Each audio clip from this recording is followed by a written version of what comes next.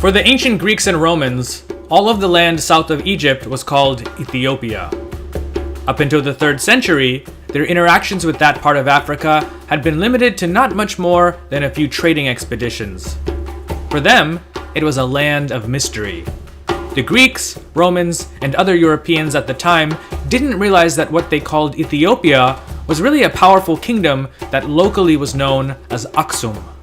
Eventually, that kingdom would become one of the most powerful and wealthiest empires in world history.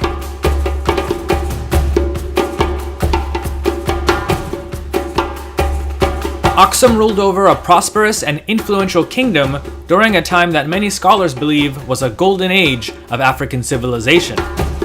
Aksumite kings were the first to issue gold coins when few other kingdoms and empires in the world could do so in such quantity. The Aksumites were also some of the most proficient builders of their day. Their royals were buried in magnificent tombs marked by tall stelae, some of which were the largest stone monuments in the world.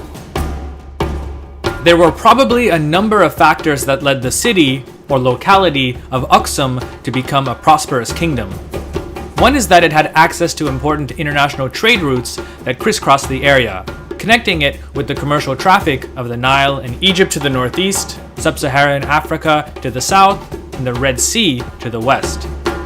I want to emphasize here that these were truly international routes that linked Aksum with places as far away as India and China.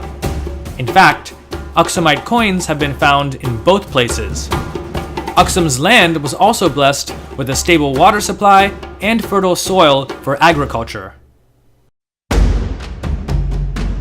Though in historical records we first hear of Aksum in the late 1st century, it's clear that the city, as well as the kingdom, had been established earlier than that. Unfortunately, we don't have much information from that far back in time.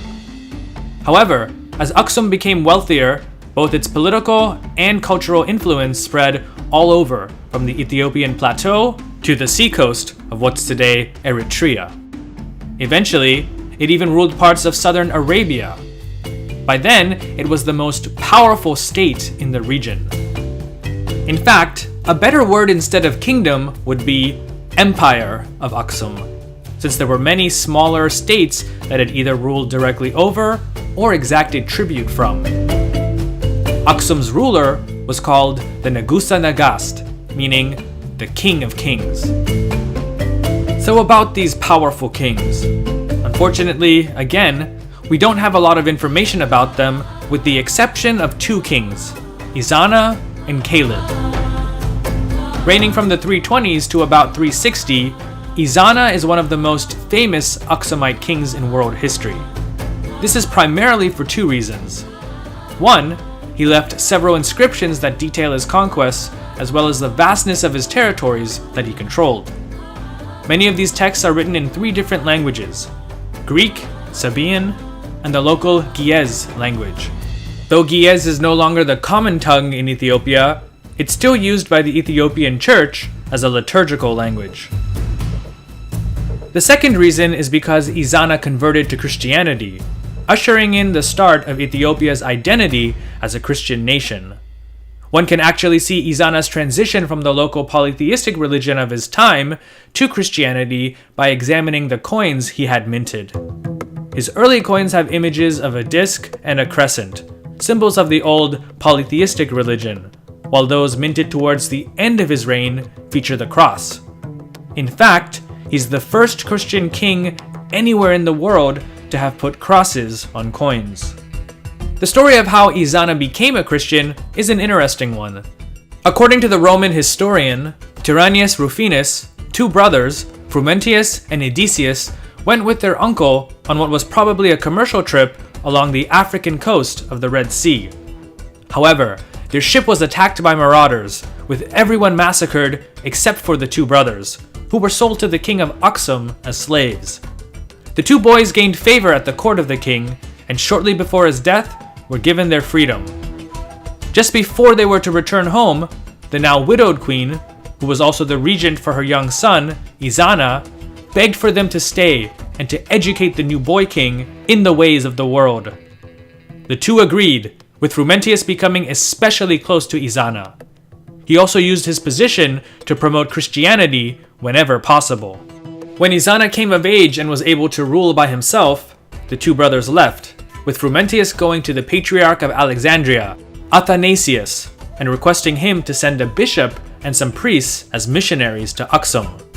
However, Athanasius, believing that Frumentius was the best person for the job, made him a bishop and gave him the task of converting the Aksumites. Frumentius went back to Aksum and eventually converted and baptized Izana. Not only did he become the first bishop of Aksum, but he's also revered as the first patriarch of the Ethiopian Orthodox Church. Frumentius is also believed to have been the first to translate the Bible into the Ge'ez language.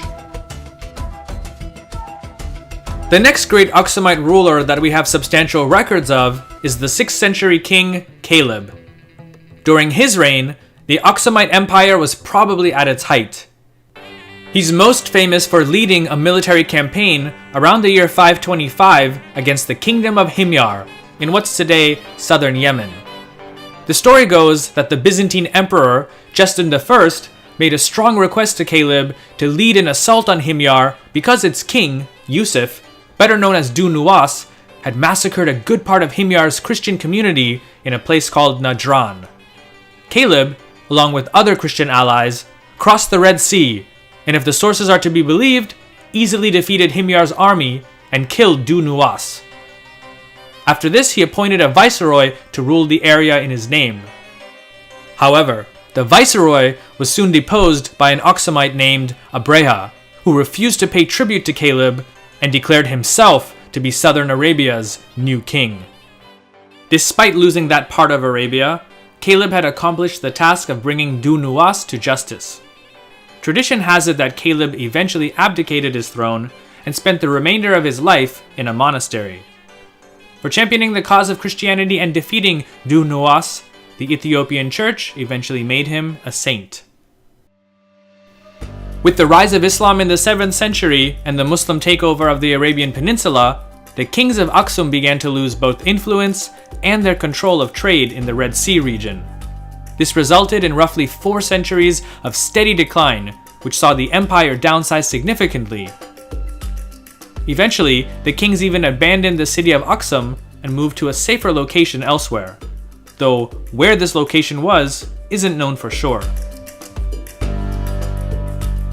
The final end of the Aksumite kingdom is a bit of a mystery. Though the details of what happened are not exactly agreed upon, local tradition has it that between the years 960 to 1000, a non-Christian queen, either Jewish or pagan, took over the kingdom. Others say that she may have simply been a usurper.